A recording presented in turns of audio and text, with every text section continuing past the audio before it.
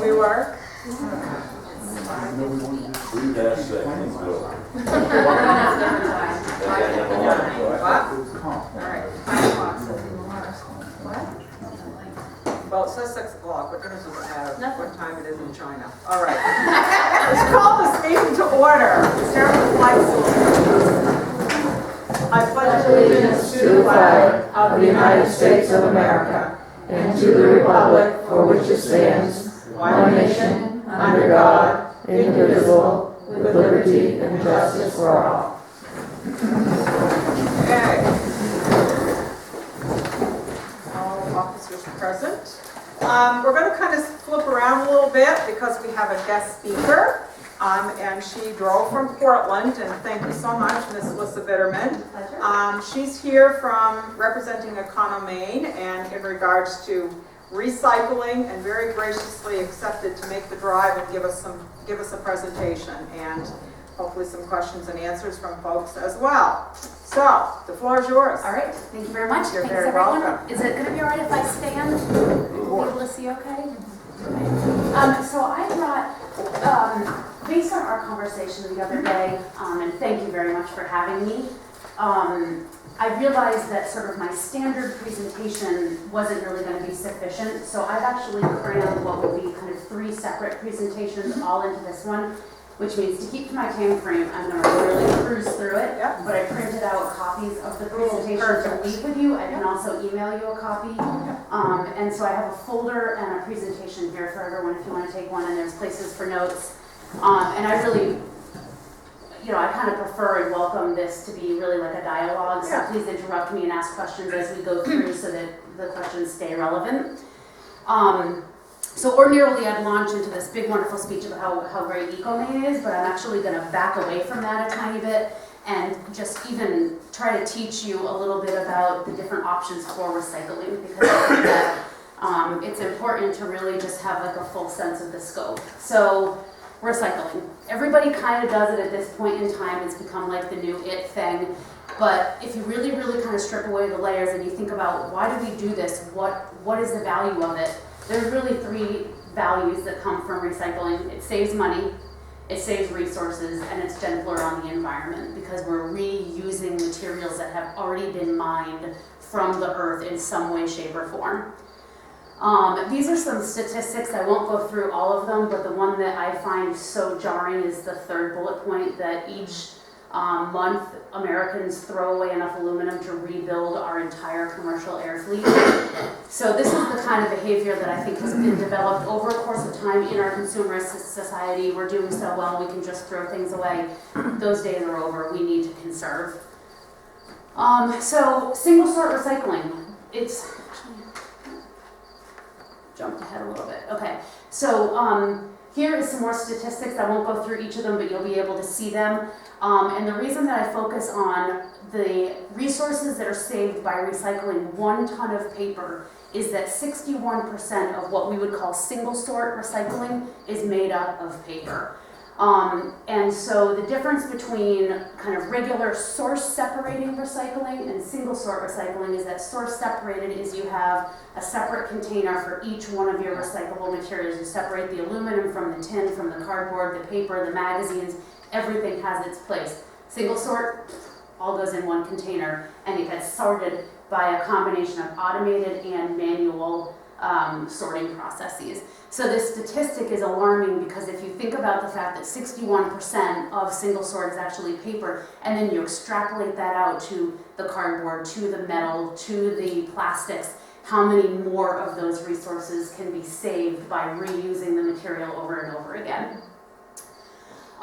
So again, won't go through everything. Everyone here can read, and you've got the presentation, but all of these materials, you've got a paper category and you've got your plastic, metal, and glass category.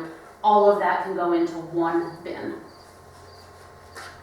So just from, we'll sort of dial into the single sort first so that you can get a sense of really, at Ecomaine, what is it that we will accept all in one container and what can we not accept. So you can see the vast amount of materials that can be all combined in together.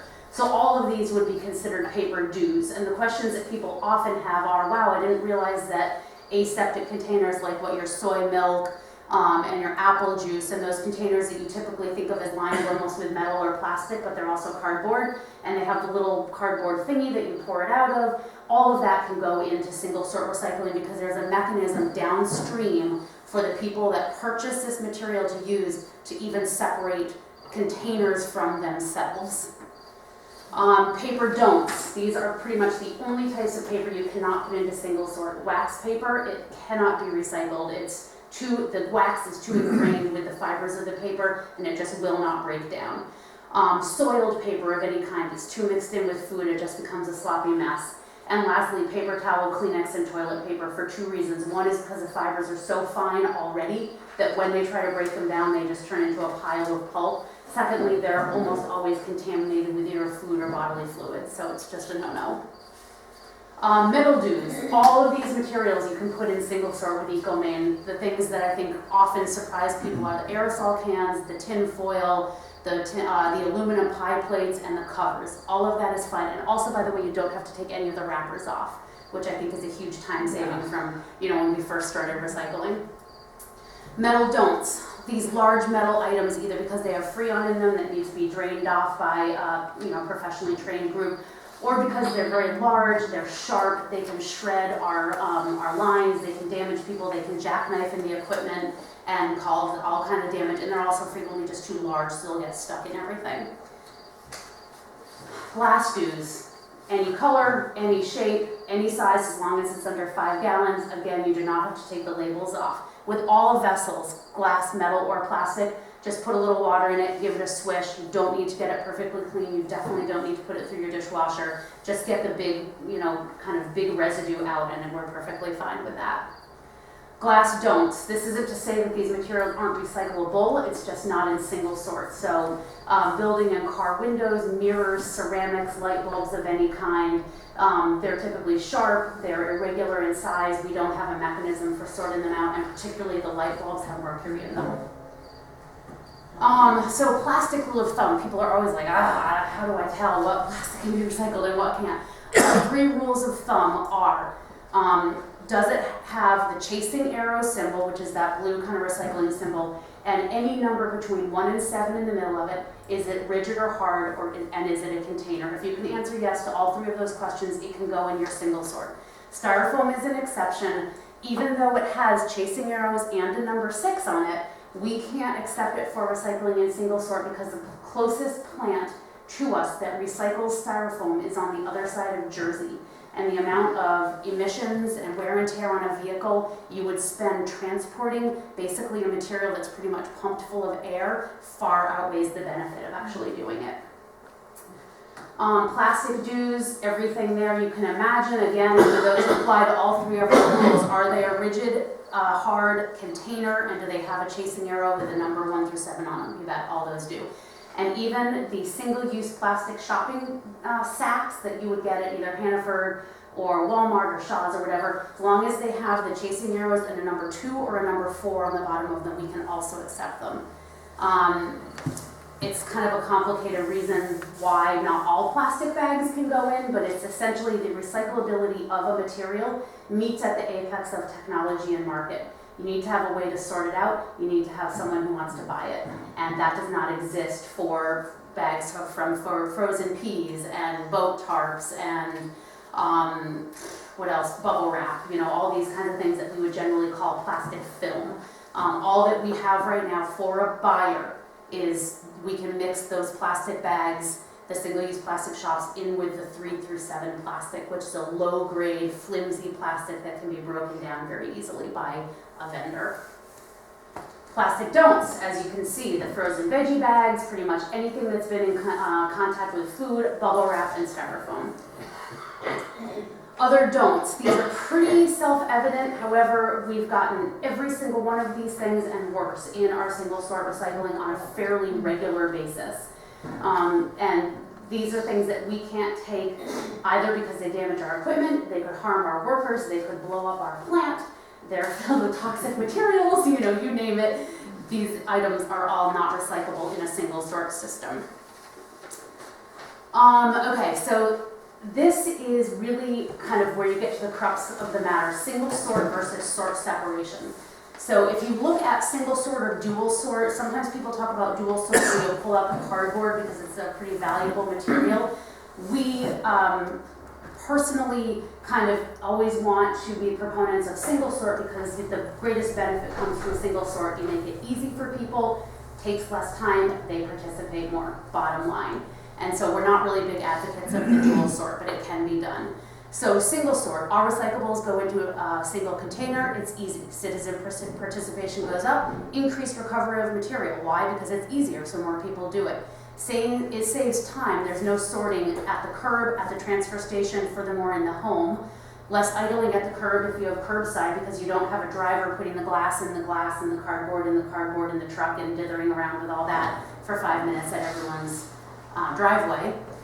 Less equipment for a municipality to maintain, and the bales, what we do, and I'll have a picture of these, but you actually bale up this single sort material in these like 2,000 pound cubes.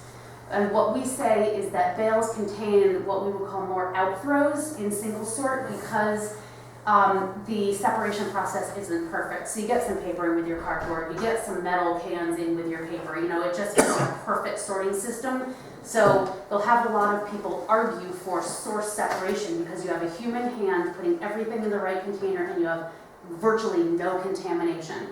The bottom line with that though is that the market only demands a certain degree of contamination be withheld. So the markets right now recognize that everyone's going towards single sort. These would be the commodities markets that we sell the material on. And they know that there's going to be a certain degree of contamination. So as long as the markets are going to buy it with, you know, a 4% or 5% contamination there, you don't need to make it any cleaner. So then if you talk about source separation, over on the right-hand side, the recyclable material separated into multiple containers for each type of material, more labor-intensive for the resident, the hauler, and the transfer station or recycling station staff. Costly equipment to maintain at the municipal level, that would mostly be like downstroke balers where you have these little machines that create like 500-pound, very cute, adorable little cubes of material. They're actually quite costly to maintain. Citizen participation goes down because it's a drag, and the benefit though is that the bales contain fewer outthrows because they're hand sorted. This is a pilot study that we did when the town of Lyman was considering whether or not they wanted to go to compaction versus just loosely throwing their material into a container. I thought this was going to be important to talk with you about because I think you're really trying to decide, you know, how do we get this material where it needs to go? And at the end of the day, economics of transportation plays a huge role in the viability of any recycling program. So at the bottom here, in that little oval, you see what is considered kind of a standard 30-yard recycling container. It has those sliding doors at the top. You open them up, you throw your recyclables in the can, and off you go. That container can hold somewhere between 1.5 and 2 tons of recyclables because they're jagged, they have air pockets, they're all wonky and thrown in there, and it just can't really hold a lot because everything gets in weird shapes. If you compact the material, you can get between 7 and 9 ton of material in the same 30-yard vessel. So the study that we did in Lyman was that their average recycling container, this is the loose one down at the bottom, was 2.53 tons. They were probably really cramming it in there. The average compactor was 8.23 tons, which would be the equivalent of 3.26 recycling containers. If they had implemented a compactor for the recycling, they would reduce their hauls of recyclable material from 81 a year to 24 a year. That's an absolutely massive savings. When you look at the fact that it was $125 to haul, the potential savings that the town would have recognized would be over $7,000. The cost of a compactor could be potentially recovered through the savings of the less hauls per year in under 7 years, around 6 years. And even more so now, there are a few companies that do lease to own, so you don't even necessarily have to do a really big upfront, you know, $25,000 or $30,000 capital investment to put in a compactor. You can do a $500 payment plan, and over like 7 years, you actually then end up owning the thing. So you can really kind of push the cost out and be recovering as you're paying for it. Again, these are the 2 types of containers, just so you have a really good idea of what they look like. On your left is your recycling container, that's the one that's loose.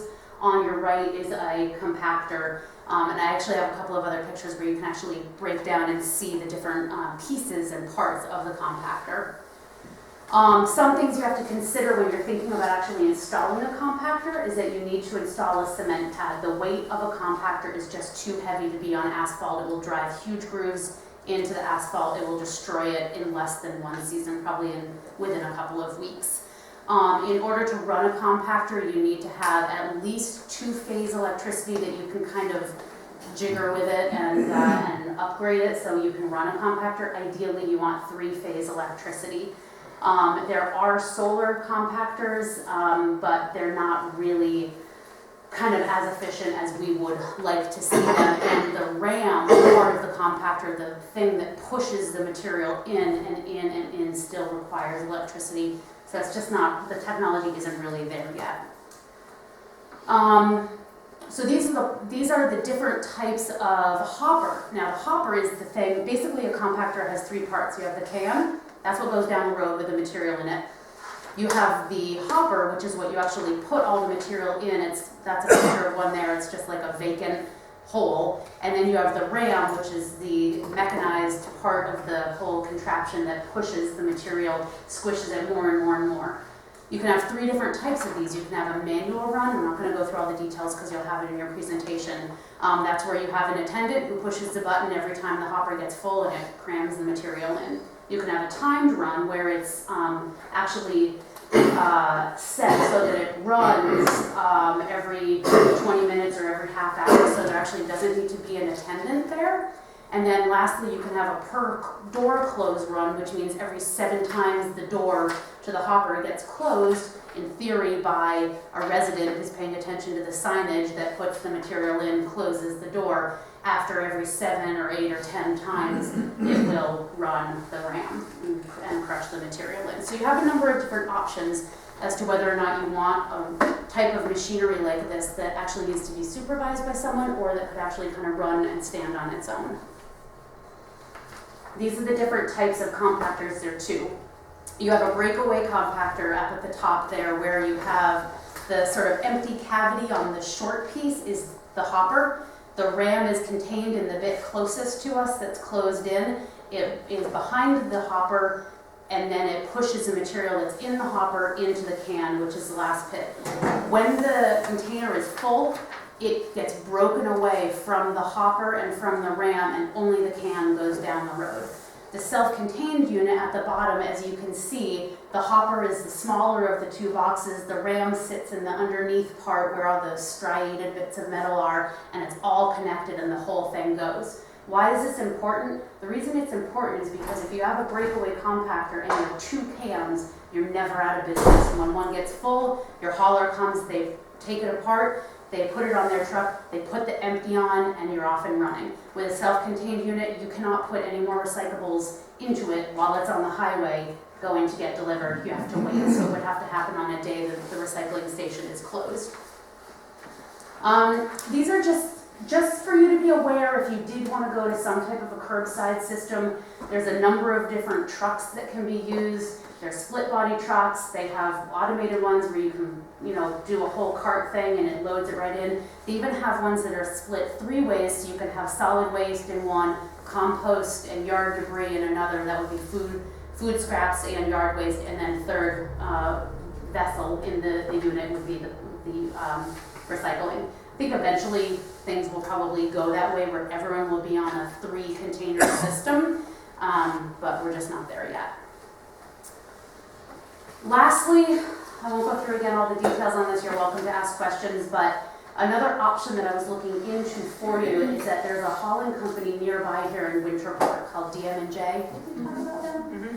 So they have a transfer station, and I got a quote from them so that they could actually come here and pick up from you like a recycling container, if that's all you wanted to do right now, certainly, or a compactor, and haul it to their transfer station in Winterport, dump the material on the road, bring your can back to you, and then they would mix in your recyclables with the rest of the material that they collect from all over the place and then bring it down to EcoMaine. So they would charge you a haul rate, and they would charge you a handling fee for basically consolidating your recyclables into theirs. They do have a scale there, so they'd be able to tell you your weights, so that you'd be able to keep track of your diversion from the material from the waste stream into your recycling stream. So that could be a pretty viable option for you, at least as you were testing it out, to kind of get a lay of the land on how people responded.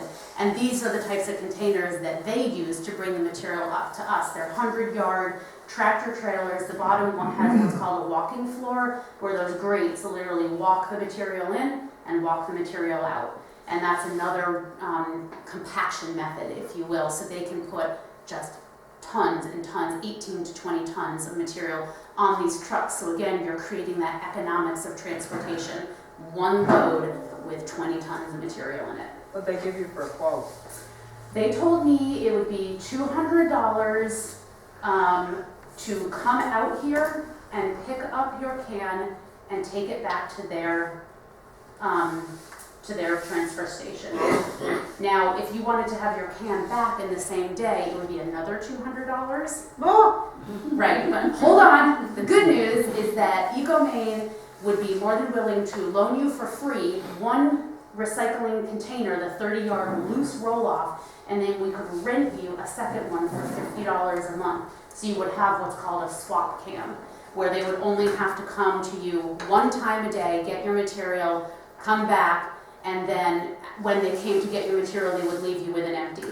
And then they would charge you $80 per ton of material as a handling fee and a transportation fee to get the material to us. Because you'd probably hopefully be getting like 2 tons of material in there, it'd be around $160 each time your material came down to EcoMaine.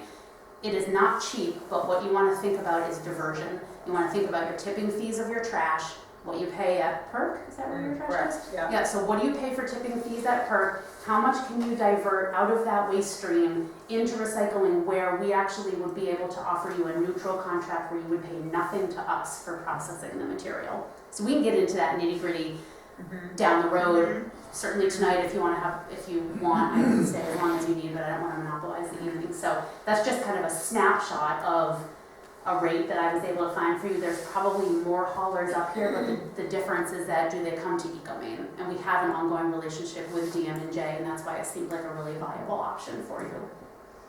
But we can, look at other things too. And how big is the box that you would leave here?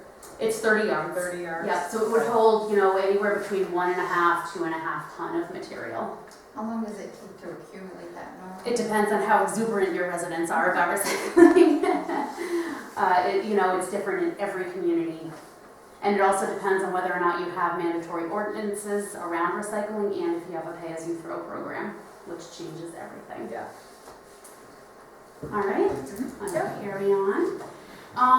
These are some other things, we won't even go over this right now, but just things that I wanted you to know you need to consider if you were to look at installing a compactor. And we can talk about this, heaters for the oil, and do you want a roof over it so people don't get wet when they're putting the recycling in? Do you want a preventative maintenance plan? All this kind of stuff. That's just more for your education.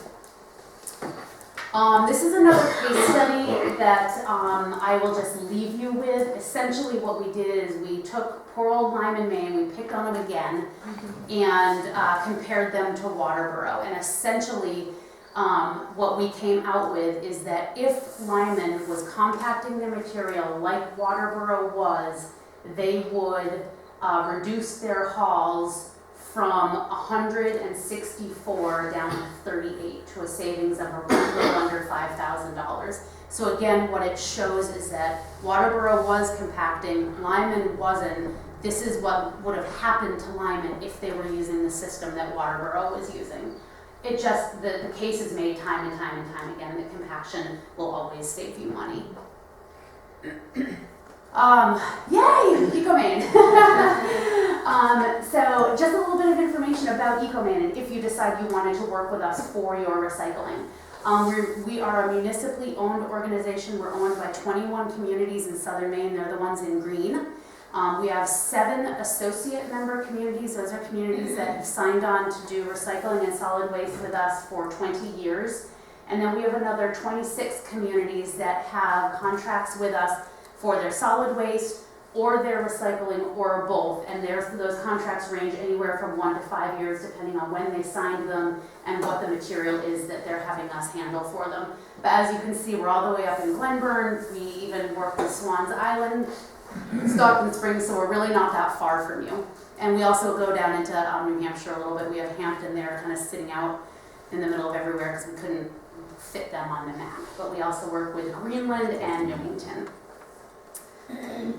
Who are we? We are a nonprofit, quasi-municipal corporation serving 48 Maine communities. We own 3 facilities. We have a single-sort recycling facility. We have a waste-to-energy power plant similar to PERC. And last, we have an ashfill landfill, which is where the ash goes after we have run the solid waste through our boilers.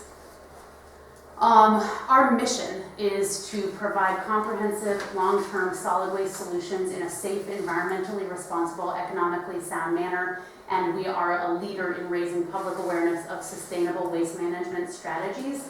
We follow to the T what is called the waste hierarchy. It's on the books both with the EPA and the state of Maine as the preferred manner for dealing with waste. It puts reduce, reuse, recycle at the top. If you still have some material left, go ahead and compost everything that you can. If you still have material after that, put it through a waste-to-energy plant, and at the end of the day, if you still have material that you're either left with the ash from the waste-to-energy or material that's too toxic to go through a waste-to-energy plant, that is landfill. But we make decisions on a daily basis that follow the waste hierarchy, even if they're not in the most profitable position, even if they don't put us in the most profitable position. We certainly balance our books. We have a very healthy economic situation, but we regularly put the waste hierarchy before we put profit. 2 things that set us apart from all of the other organizations in the state is that we have earned 2 different certifications. They're both voluntary. One is the ISO, or International Standards Organization, 14001 certification for excellence in environmental stewardship. We have that at all 3 facilities, and we also have OSAS 18001, which is for safety at all 3 facilities. This is our little plant. We offer tours all the time. We have school groups coming in constantly. We do Girl Scout troops, we do Boy Scout troops, we do garden clubs, you name it. We have groups coming through Eco Maine. And there's just some photos here to kind of familiarize you with the system. That's called the tipping floor. That's where all the mixed recyclables get dumped. In the summertime, that floor, there is no standing room, and the material goes all the way up past that green wall on the back. You can see the bulldozer there pushing the material into that back corner up in the left. That's where it begins its journey through the separation process. One type of sorting that we do for 2 different types of material there, it's called star screen separators. Basically, it's these axles, a big bed of axles, and they have these galvanized rubber stars staggered across them. The material is pushed up and over them by a conveyor belt, and on the left is the one to separate the cardboard. Those stars are about this large. They're probably 2 feet by 2 feet. The cardboard rides up and over them because it's generally large and flat, and all the rest of the material falls down between those negative spaces onto the conveyor belt that you see on your right, where it goes to the exact same kind of system, but the stars are much smaller and closer together, and that's for sorting paper. So that's going to capture your envelopes, your sticky notes, your magazines, your newspaper, etc. One thing that I'll point out is on the right-hand side, if you can see what looks like kind of big puffy white sections of those stars, that's all plastic bags wrapped around the axles. When those get totally full, everything goes up and over. So that's why plastic film, if you will, bubble wrap, tarps, also garden hoses, chains, rope, you name it, that starts to cram it all up, and it gets all those negative spaces become full, and then nothing falls through, everything goes up and over. This is an optical sorter. This is a computer that can be programmed to recognize the chemical makeup of any type of material out there. We have ours set to recognize number 1 PET plastic, which is going to be your soda bottles, water bottles, any type of clear number 1 plastic that's out there. The belt moves at 1 yard per second. A laser comes down and hits every single thing on the belt. When it recognizes the chemical makeup of a number 1 plastic, it hits it with a jet of air and pops it off the line. It's about 98% effective. We only have one because they're $250,000 and we're a nonprofit, so we'd like to have more, but maybe someday. These are 2 different ways for separating metal. On the left-hand side, you have a way to separate out the ferrous metal, that's anything with iron in it. Basically, that big kind of warped hump is a magnet, so all the material goes up and over it. Anything that has iron in it is going to stick to the magnet and be flung out the other side. Everything else just bumbles along. And on the right-hand side is the way we remove aluminum. It's actually a reverse eddy current. So it works from a polarity standpoint. It's actually an ionically charged belt so that when any aluminum comes along, it repels it like magnets if you try to put them together the wrong way. This is our manual sorting line. We consider these guys our quality control. They are our eyes and ears. They're the ones that pull out pumpkins, deer heads, live buckshot, lawnmowers, bicycles, circular saw blades, food, clothes, pillows, sneakers, toys, anything you can imagine, we have seen it. So they're there to pull that stuff out, as well as the film and the hoses and the rope, the 20-foot long section of chain with an anchor on the end, they pulled that out. So we count on them a lot to get out the nasties. They also pull out anywhere from 10 to 30 propane tanks a day. Oh, wow. Yeah. So here are our bales. This is the end of the process. Any of the bales that we make weigh between 1,200 and 2,200 pounds. And they basically, all the material that can handle being out in the weather, we store in a yard until we have a full tractor trailer load, and then we sell it to a vendor, and then they broker it out onto the commodities market, and it's used to make new material. We store obviously the paper and the cardboard inside. We also store number 2 colored plastic because that's typically detergent bottles, shampoo and conditioner bottles, and there's always residue, and we don't want it to leak out onto the groundwater. We're actually on the Stroudwater River, so we're really careful about making sure that that material stays indoors as well. Who are the vendors that you sell this to? Are they out of the country? They're everywhere. We Yeah. try to sell as much material as we can in the country. We do go to Canada, and we definitely will go to China, India, and Turkey. Because the markets are so volatile that it goes out to bid every time. And we will typically go with the highest bidder because no country wants to buy junk, and no country is going to buy this material and then to turn around and have it shipped all the way across the ocean and then dump it in a landfill. So we feel really confident that the vendors that we work with are doing the right thing with the material. There's also inspectors, etc. So we definitely try to keep as much as we can in the States, though. Recycling has come a long way. I think people used to think of recyclable material as, well, you can make more paper with paper, you can make more cardboard with cardboard. Every single one of these items here has been made with some type of recyclable content. So it is without a doubt the wave of the future, and every one of us probably has things in our home that we don't even realize have at least some portion of recycled content in them. So does it really work? Yeah, it works. Now, these are, we did recycling for 7 years before we switched to single sort. So we have the luxury of having the statistics on all of our owner communities pre-single sort and post-single sort. These are what the numbers did when we moved to single sort for a few of our communities. These are obviously the highest ones, and some of them have other programs in place as well. They may have a mandatory ordinance, they may have curbside pickup, they may have pay-as-you-throw. There's different things that we would consider recycling incentivizing tools that communities choose to put in place when they go to single sort, and it kind of just like ups the ante on the increase in participation that you get. So these are the 2 contracts that we're offering right now to communities. One is a revenue share contract. Essentially what we do is at the end of every month, we total up all the materials that we sold that month from everyone that brought us their recyclables. So if you look at the number 1 example and you look at tons processed, in that particular month, we're just saying we processed 2,750 tons of material. We were able to turn around and sell that material for $350,000. We then work those figures through this matrix, which is on your right-hand side, which takes into account our operating costs.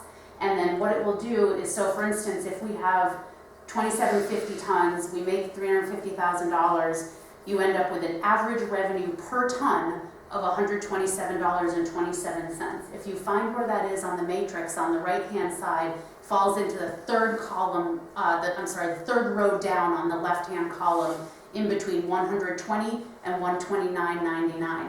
So we then say, okay, we've covered our costs, we've made ourselves whole, we now have an extra $30 per ton of money that came into us that because we're nonprofit, we don't need to keep. So we will say to you, Clifton, great, you brought us 5 tons of material this month, here's a check for $150.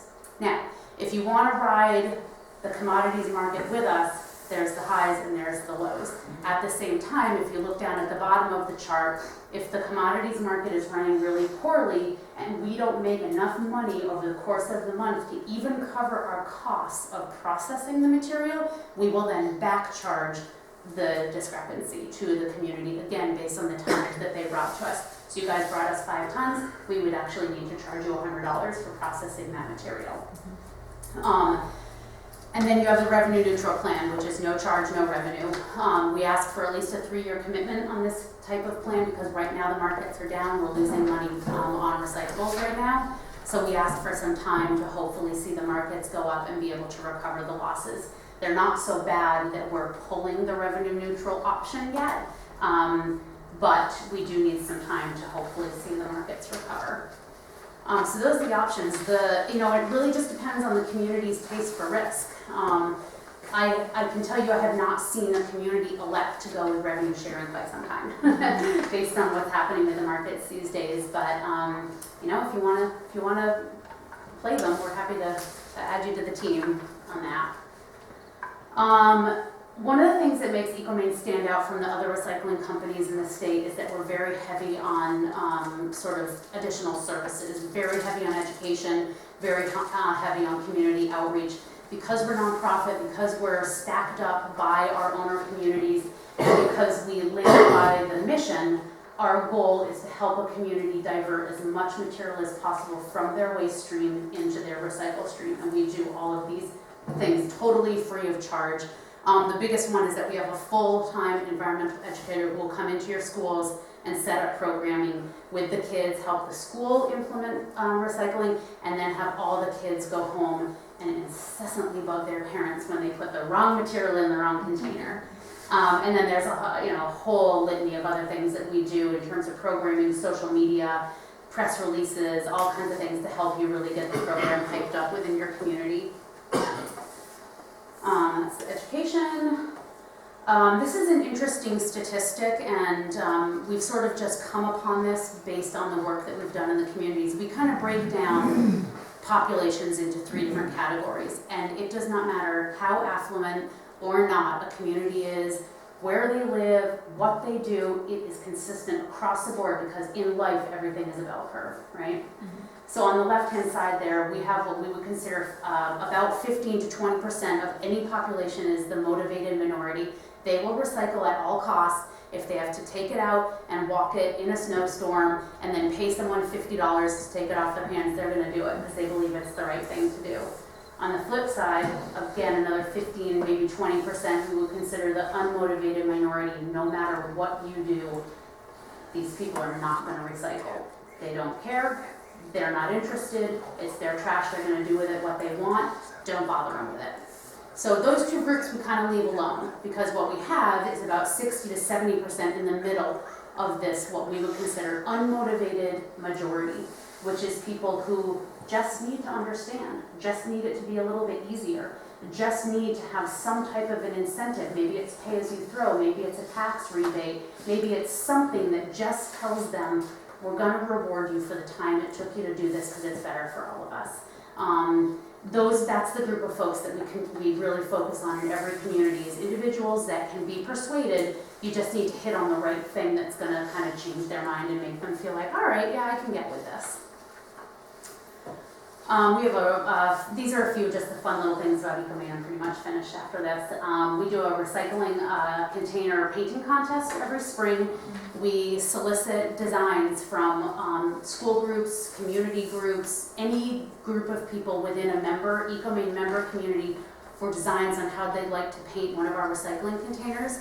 The top 6 winners, we give them each $500 to go out and buy painting supplies and paint and everything, and then they get a silver can delivered to them, and they get to paint it according to their design. And then it actually, unfortunately, goes back out into circulation, so you don't always have it at your, town hall or whatever, but it gets kids really, really engaged.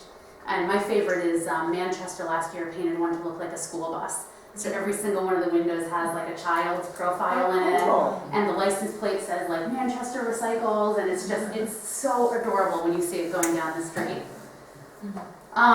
Leo is our environmental educator. He's the individual there that's doesn't look like the rest of the folks, the balding, large gentleman.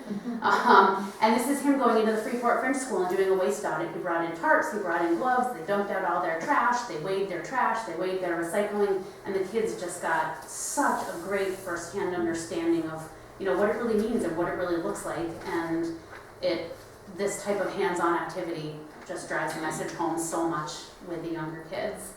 This is another event that we promoted. It was a pop-up playscapes. All the kids got to build things with cardboard and reuse all these different materials, and then at the end of it, jump on them and crush them and throw it away and recycle it. And we have an Eco Excellence Award contest every year where we will take nominations of both individuals and businesses in all of our member communities for just people who have gone above and beyond to do something around sustainability, start a new program, promote something in a school. All kinds of different things have been recognized. And we have a luncheon with our CEO and our board members, and we acknowledge the winners with plaques and gifts and things like that. Everything made out of recycled content, of course. Just to, again, kind of acknowledge people who are taking it to the next level in their community. And lastly, we have a $20,000 grant application process this year.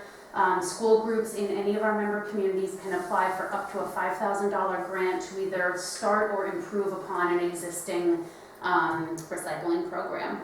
Last year we did $10,000, we gave all of it away, and this year we decided to double it. So it's just another way to really kind of put our money where our mouth is. And that's it.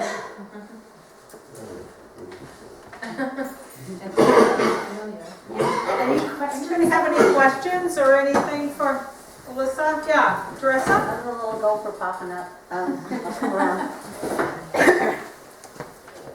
The only question I would like to ask is, where are your landfills? What's the lifespan of your landfills? And if they are limited, where are you looking to expand? Yeah, great question. So we have one landfill, and it is approximately 2 miles from our general campus. So on our main campus, we have the recycling building and the waste to energy power plant. 2 miles down the road, we have a 160-acre landfill. It is projected to be full in 2038. However, we have the only ongoing metals mining project in the country right now where we've hired a company to come in. Before we had a rare earth magnet in our waste to energy power plant, all of the metal that came in through the facility was also buried with the ash. Now we pull it all out with a magnet, so only ash gets buried and some cement and things like that. But we have this company that's going back and they're digging through 20 years of old ash and pulling out all the metal, and so that's freeing up more landfill space. We're looking at buying some additional land. We don't even know what the technology is going to be in 2038. The hope is that this material, this ash material, there will be a way to use it in some way, shape, or form. Any location for your speculative land buy? We actually own property in Gorham. We own 140 acres in Gorham. It would be really a bear to have it zoned as a landfill. And outside of that, there's land that comes up. We're looking at some right now that's actually adjacent to our current landfill, about 12 acres. There isn't really, I would say, a definitive plan of like